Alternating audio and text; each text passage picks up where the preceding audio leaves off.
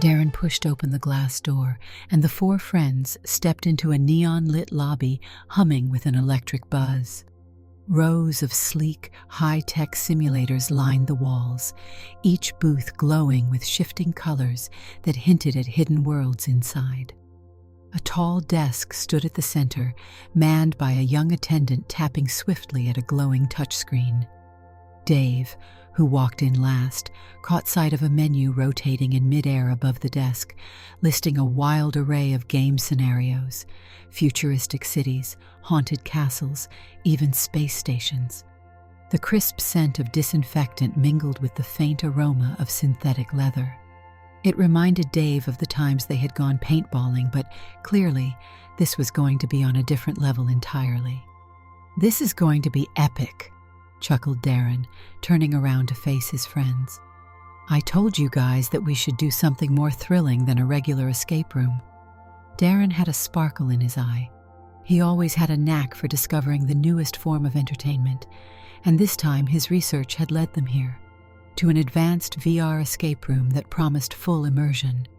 Quinn, tall and lean with a slight stoop to his shoulders, nodded in agreement. "You've outdone yourself, man. Last time we tried one of these new VR places, my headset was glitchy, and I could barely lift a sword in that Fantasy Quest simulator. Let's hope their software is better." Beside Quinn stood Tom, the group's unofficial jokester. He was the first to speak up when things grew too serious, or when opportunities for humor presented themselves. His eyes gleamed at the mention of high tech. Ever the gadget enthusiast, Tom looked ready to tear the place apart just to see what made it tick. Then there was Dave, short hair flopping over his forehead, who had a casual, easygoing nature. He was typically up for any adventure, but a small knot of nerves tightened in his stomach.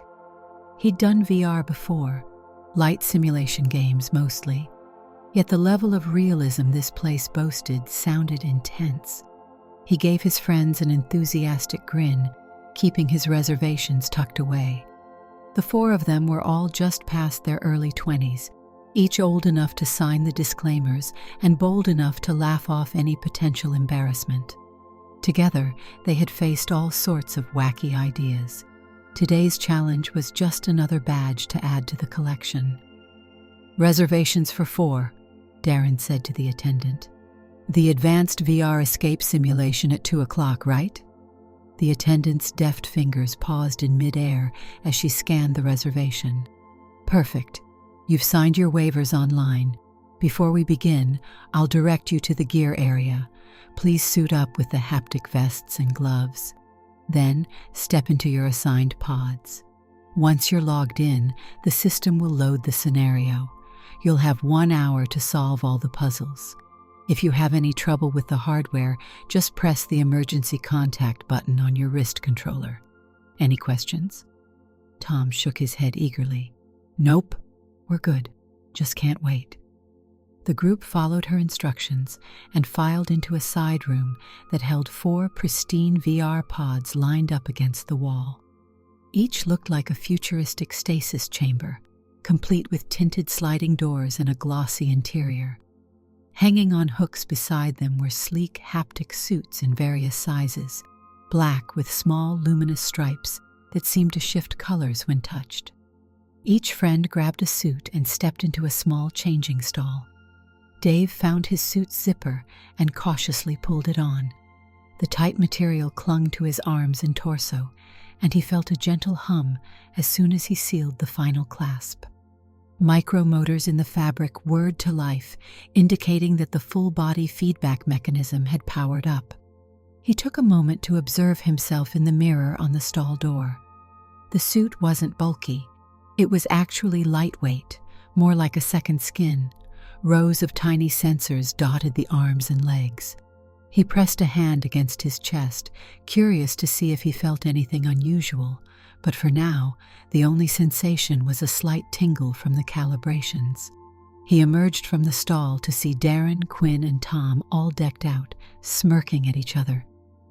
"Feeling heroic yet?" Darren teased, flexing an arm.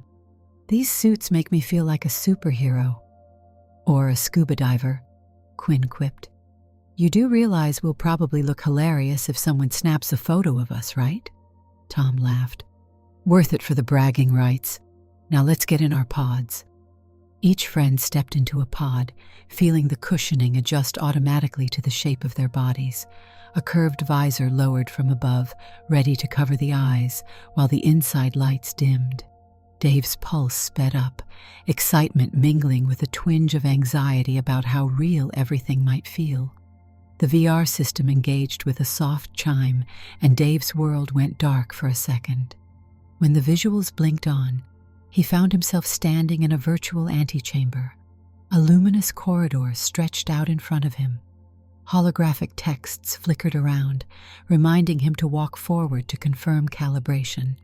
He glanced down at his in-game avatar and noticed slender arms in place of his usual stockier build. He turned his hands over, jaw dropping at the sight of long, shapely fingers with neatly manicured nails. This was definitely not the standard male avatar he was used to. Guys?" Dave called out, unsure if they could hear him. His voice sounded the same to his own ears, but his figure was undeniably different. He took a step and felt a distinct shift in his center of gravity, as if his hips moved in a way that required new balance. The haptic suit responded, providing a subtle but realistic sway that left him disoriented. The world brightened again, and in a swirl of synthetic light, his three friends appeared a few feet away, each in the avatar they'd chosen during registration. Quinn was in a futuristic jumpsuit, tall and lean with short VR-styled hair. Darren had an avatar with exaggerated musculature, thick arms bulging from under a leather vest. Tom looked similar, maybe slightly more athletic than real life. Then all three turned to stare at Dave's avatar, eyebrows shooting up when they saw the slender figure with a feminine face and a fitted outfit.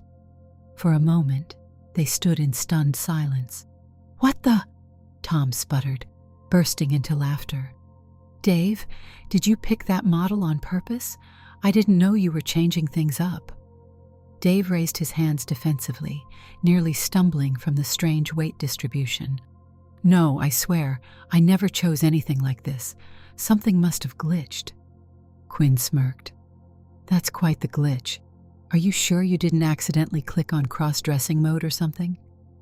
"Look, I had no idea," Dave insisted, flushing at the combined wave of embarrassment and confusion he felt.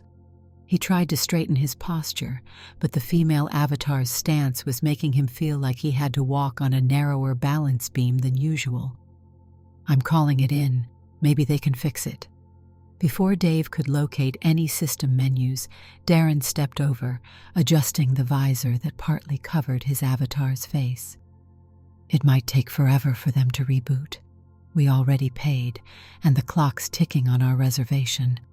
Let's just roll with it. Hey, it's only an hour. Might be funny. Or, maybe we should call you Davina for the duration." Dave's eyes widened. "Very funny," Tom snickered. "Davina it is. Don't break a nail, Davina." Quinn patted Dave on the back, nearly making him lurch forward. "Come on, we're not waiting for a fix. Let's see what this scenario's about. You might as well make the most of the added perspective." Rolling his eyes, Dave tried to steady himself. "All right, fine. But if I smash face first into a wall because of this weird center of gravity, one of you is paying for my real-life hospital bill." The corridor around them shifted, revealing a gilded archway.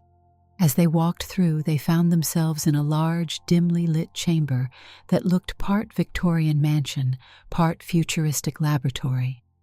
Strange contraptions lined the walls, gears, steam pipes, and flickering glass displays, indicating the technology was advanced beyond old-fashioned illusions. A mechanical voice echoed overhead. "Welcome, adventurers, to the realm of the forgotten innovator.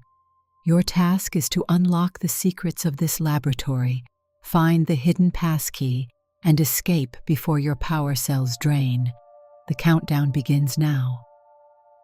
A large metal door behind them clanged shut, and a glowing timer appeared, hovering near the ceiling. 60 minutes. With a short beep, it began counting down. "All right, team," Darren said, taking charge. "These VR escape rooms usually require us to split up and solve smaller puzzles that link together. Let's search for clues." They fanned out. The first section of the chamber contained a series of shelves stacked with antiquated journals, cryptic symbols etched on the spines. Dave brushed a hand against one of the journals and nearly jumped at how real the texture felt. The haptic suit created a sensation of smooth leather under his fingers. Distracted, he almost didn't notice Tom rummaging through a trunk in the corner, tossing aside objects that seemed to exist physically within the simulation. "Dave, come check this out," Tom said. "I found a weird cylindrical device. Looks like it might fit into one of these wall slots." Dave approached carefully, still adapting to the slight sway in his avatar's movements. Every so often he caught glimpses of slender arms and a fitted top that made him feel self-conscious. While none of this was actually happening to his real body, the illusions and sensations were uncanny. Once again, he felt a flutter in his stomach, part embarrassment, part curiosity. He knelt to examine the device Tom had discovered, picking it up gingerly with his VR feminine hands. A faint hum indicated some internal power source. He turned the device over, noticing a set of intricate engravings. "It's definitely not just a random prop. Let's see if there's a matching shape somewhere on the walls." Darren, scanning the perimeter, pointed to an indentation near a panel of blinking lights. "Looks like it could match that shape. Slide it in. Let's see what happens." The group gathered around. Dave aligned the device. He heard a click as the cylindrical piece locked into place. Instantly, the panel illuminated, revealing a series of rotating letters in some cryptic alphabet. The puzzle seemed to require aligning them correctly, but they had no immediate clue about what the correct sequence might be. Quinn snapped his fingers. "That might relate to the journals we found. Could be that each letter of the spine symbol corresponds to one of these rotating letters." They sprinted back to the shelves. Dave found it mildly annoying that the others kept glancing at his avatar, smirking, but he tried to ignore it. Together they pulled out the journals and compared the swirling markings to the pattern on the panel. Meanwhile, Tom kept cracking jokes under his breath. "Careful, Davina. Don't get your hair caught in the pages." Dave rolled his eyes, catching the faint reflection of his female avatar's face in a metal surface. Despite feeling flustered, he couldn't deny the advanced tech was blowing him away. The realism, from the movement of the avatar to the pressure of the suit, was on an entirely different level from anything he had experienced before. After matching symbols for a couple of minutes, they arranged the letters on the wall panel, aligning them in the order that seemed to form a coherent phrase. With a satisfying chunk, the panel slid open, revealing a hidden compartment. Inside was a metallic dial with multiple segments. Darren grabbed it triumphantly. "Nice," he said. "I bet we attached this dial somewhere else in the room. Let's check the corners." He and Quinn started scouring the main area. Tom and Dave turned to the other side of the chamber, where a wooden table stood cluttered with smaller mechanical parts. A rusted gear, a broken lens, and a curious clock-like device lay spread out across the surface. Tom reached for the clock contraption, fiddling with its dials. Dave watched, leaning over carefully so as not to lose balance. Then Tom grinned wickedly. "Davina, mind passing me that gear? You might have a softer touch these days." He winked, causing Dave to snatch the gear with a groan. "What can I say, Tom?" Dave retorted. "Maybe I'll handle these delicate tasks better than you." He reached to hand him the gear, aware of how gracefully his avatar's arm extended. It felt bizarre, but not entirely unpleasant. Tom slid the gear into the clock-like device, but it didn't quite fit. Wrong piece, I guess. They rummaged through a small drawer and discovered a latch that popped open a hidden compartment. From it, they retrieved a gear with precisely the right number of teeth. Tom dropped it into place, and the clock device whirred to life, tiny metal hands rotating quickly around its face. A hatch opened on top, revealing a small folded slip of paper. Quinn and Darren returned, waving the metallic dial they'd found. "We just saw a slot on the far wall that might fit this," Darren said. "What did you find?" Tom held up the slip of paper. "Some weird clue. Says, first spin clockwise thrice, then align the arrow to the sun. Doesn't specify what we're spinning, though." "Bet it's for this dial," Darren replied. "We'll need to spin it a certain number of times, then align it with a symbol." They hurried to the far wall, where a brass mechanism protruded. A partial sun symbol was etched above it. Quinn inserted the dial, nodded at Tom, and then carefully spun it in 3 full clockwise rotations. He felt the mechanism catch with a slight vibration. Then, in one smooth movement, he aligned the indicator arrow with the sun marking. Something clicked inside the wall, and a panel slid open, exposing a large corridor leading deeper into the virtual complex. They exchanged grins as the timer above updated, 48 minutes remaining. Progress felt good. They pressed on, stepping into the corridor, which was dimly lit by flickering lights in overhead fixtures. Strange pipes lined the walls, and every so often steam hissed out. One section of the hallway was blocked by a translucent force field. Across from it stood a console with an old-fashioned keyboard. Above the console was a screen displaying 3 cryptic riddles. Quinn read the riddles aloud. "We probably need to solve each riddle, type in the answers, and disable that force field." He tackled the first riddle, which involved some historical reference to an inventor's famous breakthroughs. Darren moved to the second, flipping through a battered volume that had entries about advanced engineering. Tom fiddled with the third. Dave, distracted by the shifting weight of his avatar's hips, hovered on the side. Every time he took a step, the suit fed back subtle pressure that made him hyper-aware of how different his stance was. Tom noticed his hesitation. "Everything okay, Davina? Not used to having such graceful legs?" "That's an understatement," Dave muttered. "It's like wearing unfamiliar shoes, except it's my entire body. Hard to keep my mind on these puzzles." There was a momentary flutter again, an odd sense of curiosity at how all these subtle signals worked, but he shook it off. "Anyway, let's see if I can help with that console. Maybe I can type." He stepped forward, placed his hands on the keyboard, and began typing out potential answers for the riddles. As soon as his fingers touched the virtual keys, he felt small pulses in his gloves indicating the tactile feedback. The system recognized each keystroke, but the display turned red, indicating a wrong guess. "Try referencing that note we found," Darren suggested. "Could be that the riddle solutions are coded in those journals from the previous room. The symbols might correspond to letters." They backtracked to the main chamber, retrieved a few more references from the shelves, then returned to systematically test out possible code words.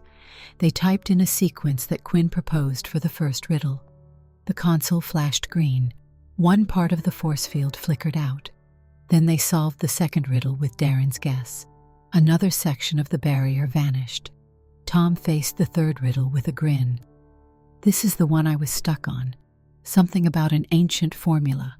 I bet it's referencing the blueprint we saw on that table." They raced back, grabbed the blueprint, and aligned the partial sketches with the riddle's wording. After some debate, they realized the correct term they needed to enter was photon, referencing a clue about harnessing light. Dave typed it in, and with a beep, the remainder of the force field deactivated. "We're good," Quinn announced, pointing ahead.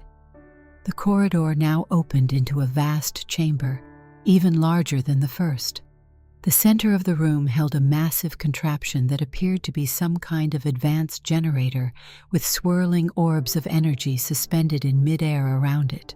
On the far side, an exit door shimmered with a protective field. The group guessed that powering or deactivating the generator would lead to their escape. The clock now read 35 minutes. Tom whistled. "We'd better move fast." They split up again. Darren climbed a set of iron stairs to inspect the top of the generator. Quinn circled the perimeter, checking a row of control panels. Dave walked gingerly across the floor, focusing on each step, uncertain about how stable his avatar's stance would be on the grated metal walkway. Tom joined him, rummaging through crates for anything resembling a fuse or power cell. At one point, Dave bent to pick up a small, glowing sphere. The haptic suit reacted, making him acutely aware that, in this VR environment, even bending felt different. He pressed a button on the sphere, and it began to glow brighter, vibrating in his hand. "Look at this," he said, holding it up to Tom. "Might be some type of battery cell." "Good find. Bet we need multiple ones," Tom said, rummaging deeper in the crates. A shout from Quinn echoed overhead. "Check this out. There's a console up here with 5 empty slots. Could be for those spheres." They hurried to gather more spheres from around the room. Dave found 2 more near the base of the generator, each a different color. Quinn discovered one attached to a wire near the steps. Darren finally located the last one wedged behind a panel. They carried them up to the console. Quinn gestured to the color-coded diagram, which indicated a certain sequence in which to insert each sphere. "One of these puzzles again," Darren groaned. "We have to figure out the correct order, or it might lock us out." The diagram contained cryptic hints about an ascending wavelength, referencing energy states. After some trial and error, during which Tom teased Dave each time he hesitated to climb the stairs in that sleek avatar, the group slotted the spheres in the correct arrangement. Lights pulsed through the console, and the generator roared to life. The swirling orbs above them crackled with electricity, spinning faster and faster. Then, in a burst of white-hot brightness, a wave of energy surged across the chamber, extinguishing the protective field around the exit door. "Yes!" Tom crowed, pumping a fist in the air. "Now, let's get out of here." They rushed to the large door, only to find it sealed by a complex mechanical lock, gears, levers, and a combination keypad. A screen displayed yet another puzzle. The timer above them read 22 minutes. Tension thrummed through the group as they realized they might still be far from finishing. The puzzle on the door required them to shift gears into certain positions, each controlling a letter or number on the combination pad. Quinn discovered that rotating gear A changed letter X, while flipping lever B altered number Y. It became a logic puzzle, and soon their voices tangled together, half instructions, half exasperation. "No, shift that one first." "Wait, but if we flip that lever, it resets the letters to 0. "Darren, slow down, we're missing a pattern." Tom looked around helplessly. This might be the puzzle that kills our time. Dave, after a long stretch of comedic frustration, decided to regroup. "Let's systematically label each lever," he said. "One by one, we'll see how each affects the lock." He scribbled notes on a virtual pad that popped up in his display, quickly marking down the effect of each lever and gear. The irony of his delicate VR hand movements wasn't lost on him, but he kept his focus. They tested each component, gradually discovering the correct sequence to line up the letters and numbers. At last, with everyone's combined effort, the final piece clicked into place. The mechanical lock snapped open. The door slid aside, revealing a narrow corridor. The overhead voice announced, "Entrance to final chamber unlocked. Proceed quickly." They sprinted inside, only to discover a labyrinthine series of corridors. The walls shifted like illusions, sometimes parting to reveal new paths or snapping shut behind them to block progress. Lights flickered. Muffled hums suggested they were close to the simulation's conclusion. The timer hovered at 15 minutes. "Oh, come on," Darren muttered. "We get a labyrinth now?" "Let's split into pairs," Quinn suggested. "You and Tom take the right passage. Dave and I will go left. Look for clues or triggers that might open the path." They agreed, hearts pounding from the mounting pressure. Dave and Quinn hurried through the left corridor, scanning for hidden levers or panels. Dave tried to stay sure-footed, determined not to trip. The labyrinth's illusions occasionally made the floor appear tilted, so each time he had to reorient himself. "Over here," Quinn said, pointing to a rotating mural on the wall. "It shows a grid with symbols. Maybe we need to match these symbols with something we've seen before." He reached out, shifting pieces of the mural. Dave assisted, pressing or twisting the tiles. Every motion felt precise through the haptic gloves, as though his real fingers were pressing actual stone. They rearranged the pattern until it formed an image of gears and a small door icon. A hidden passage swung open, revealing a short hallway with more mechanical decor. Meanwhile, Tom and Darren found a similar puzzle on their side, aligning runic symbols until a panel slid open for them. The two pairs converged in the center, stepping into a final space that resembled a grand control room. A large plaque read, "Initialize Final Release Sequence." A row of levers stood in front of them. The exit door across the chamber was sealed tight, and the swirling overhead lights suggested a final challenge. The voice boomed again. "To escape, you must work in perfect harmony. Each lever draws power from a separate conduction line. Activate them in the correct rhythm." "Oh, great," Darren said sarcastically. "Rhythm-based puzzle. Everyone pick a lever." Each friend grabbed one of the 4 levers, which lit up in a sequence. They had to pull them in the exact order and timing indicated by the pulsing lights above. If anyone pulled out of turn, an alarm blared, resetting the sequence. The first few tries were a comedy of errors, with Tom inevitably jumping too soon or Dave fumbling with the odd impulses from his haptic suit as he tried to move gracefully. Every time they messed up, Quinn threw his hands up in frustration, and Darren smacked his forehead with mock despair. "Pull on the second beat, Dave," Quinn urged, like watch the light overhead. The moment it flickers twice, you pull. "Right," Dave said, focusing hard. The avatar's subtle movement still made him feel as if he were in a borrowed body, but he was starting to manage the new sense of balance. Maybe it helped that his reflexes had sharpened from the rest of the puzzle-solving spree. They attempted it again, carefully following the rhythmic pulses. This time, their timing was perfect. Each friend pulled their lever at the precise moment. A triumphant chime sounded, and the overhead lighting swirled into a bright swirl of color before focusing on the exit door. With a rumble, the door slid open, revealing a swirling portal of light. They hurried through, collectively holding their breath. A surge of virtual wind whipped around them, accompanied by a cascade of shining particles. Then everything fell quiet.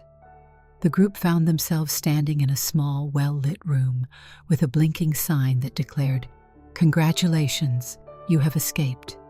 The timer displayed 4 minutes remaining. All 4 let out a cheer.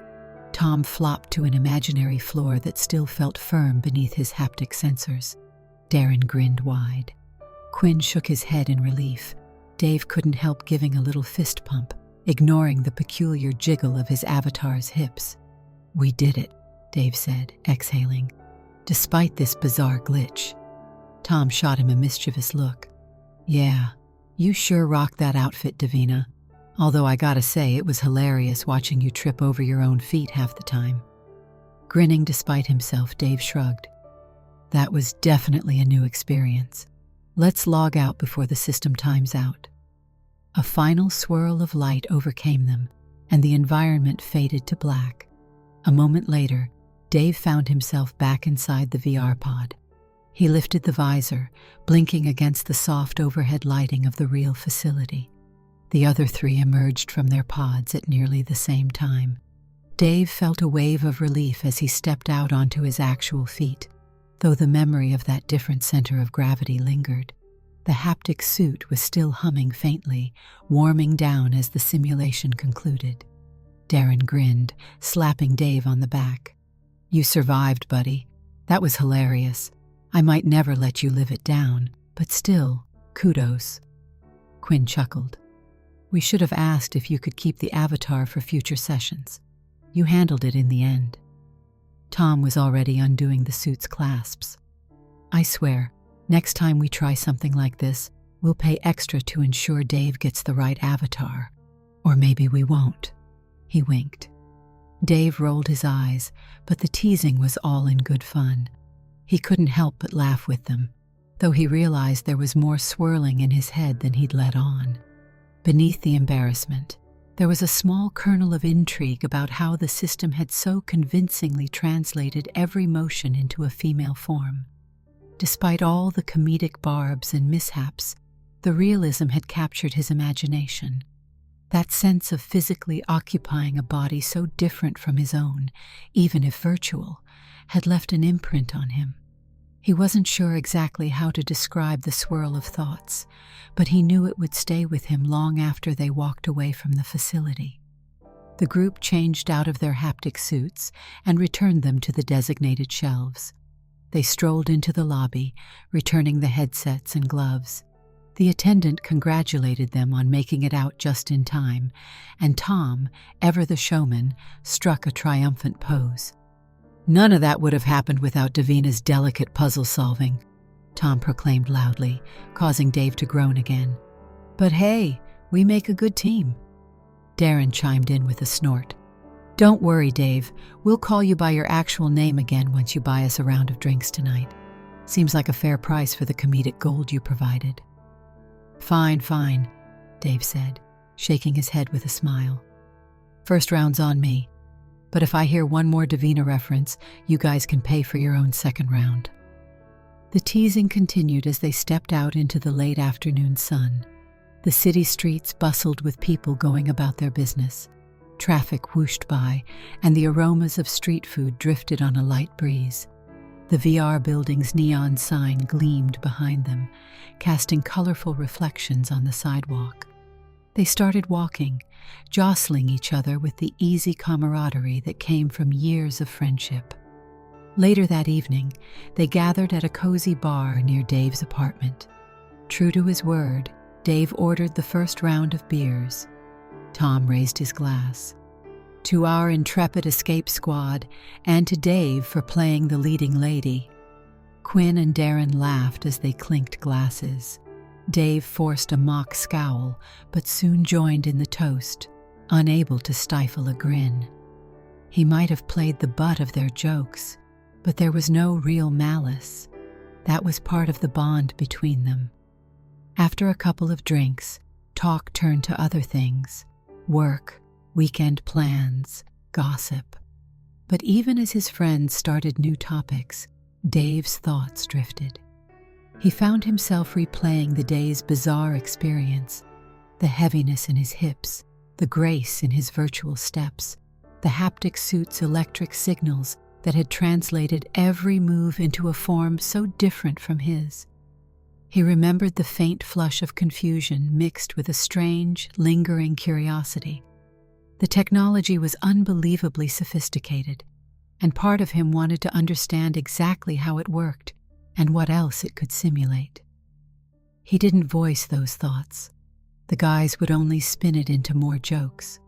Instead, he joined their banter, occasionally returning to memories of puzzle solving. By the time they all parted ways for the night, Dave felt exhausted. Yet as he lay in bed, he felt the moment replay in his mind's eye. The sense of a body that fit him differently, the subtle feedback in the suit that had made the illusions feel tangibly real. In the following days, Dave found himself Googling brand names from the haptic suit. He dove into forums where people discussed VR experiences, modifications, and advanced setups that let you choose any avatar you wanted. One brand specialized in cross-gender VR immersion, though the marketing language was cautious. Intrigued, he stayed up late reading about how full body suits mapped nerve responses and reoriented them to reflect a wide range of body types. He discovered discussions by people who'd found it thrilling to switch avatars, and how it opened up new ways of thinking about how bodies moved in virtual spaces. That lingering spark of curiosity nudged him to dig deeper, gleaning technical details about sensor calibration, code design, and the layering of illusions that fooled the brain so seamlessly. He noticed how often he found himself daydreaming, remembering the feeling of that different stance and the subtle shift of weight.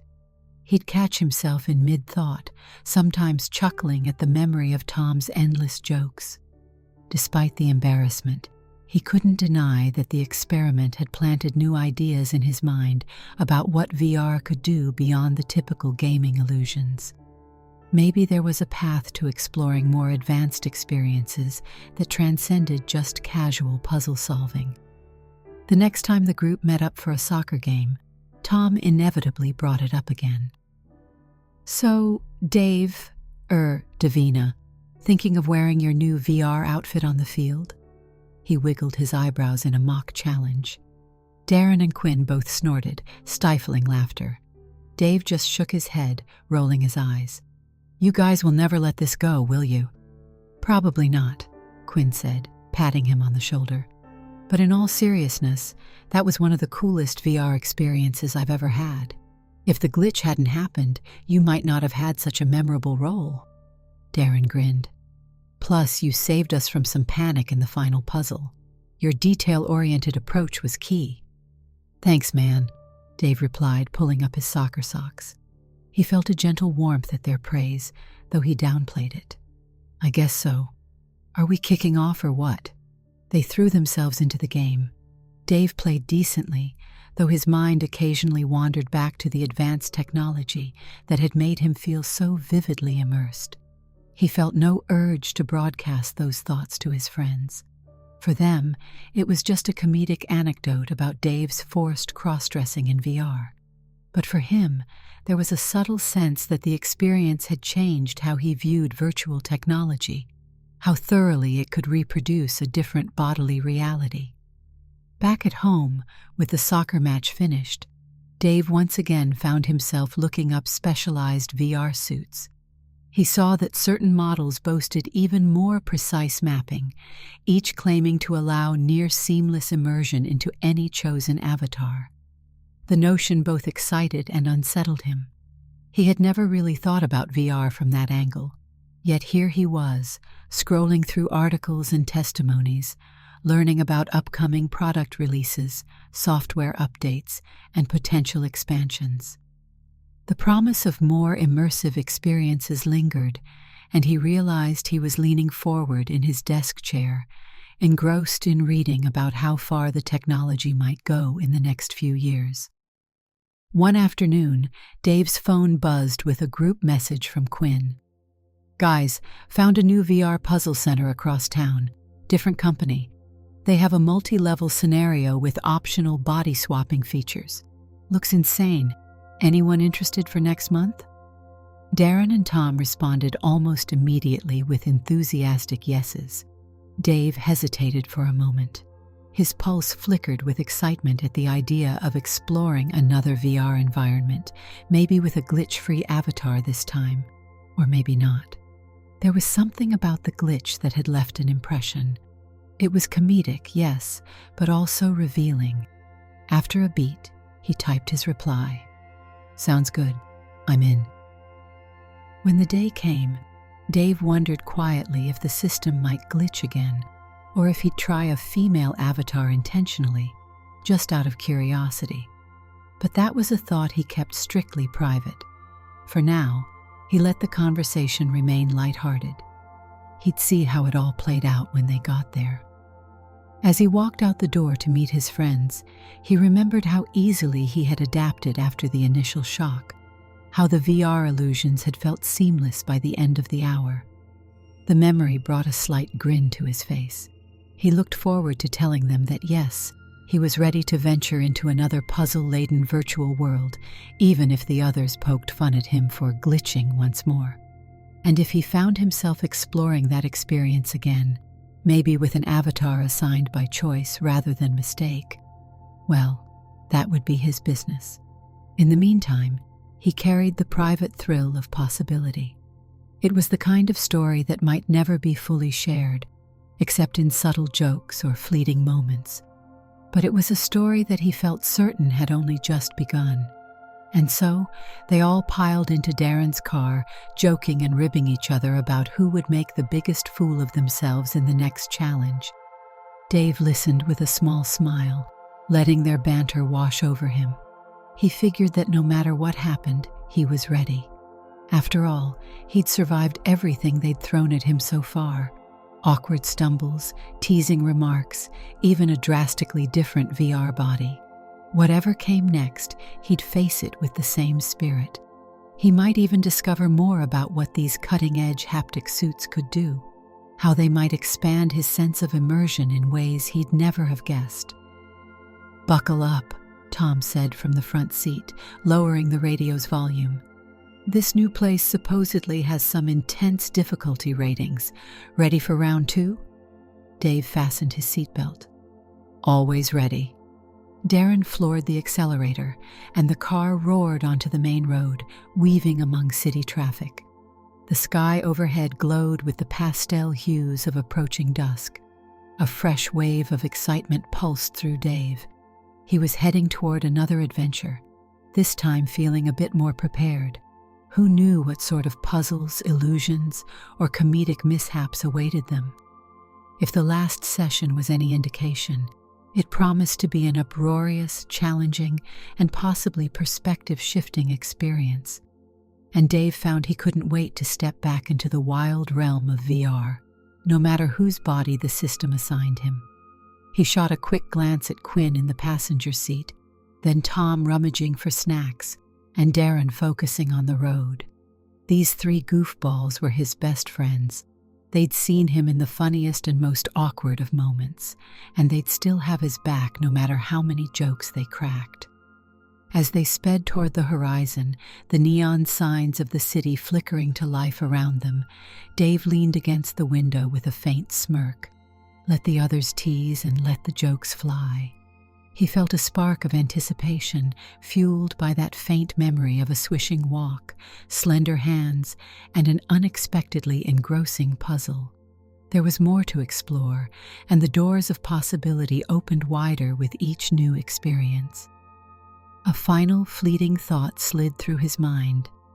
Maybe sometimes the strangest glitches could also be the gateway to new horizons. He certainly wasn't complaining, at least not when the fun was just getting started. Did you like the story? Hit that like button and tell me what you thought in the comments. Do you want to hear more stories? Subscribe and hit the bell. For exclusive content and early access, check out our Patreon. You can find the link in the description, or you can watch any of the videos shown on my right. Thank you for watching and see you in the next video.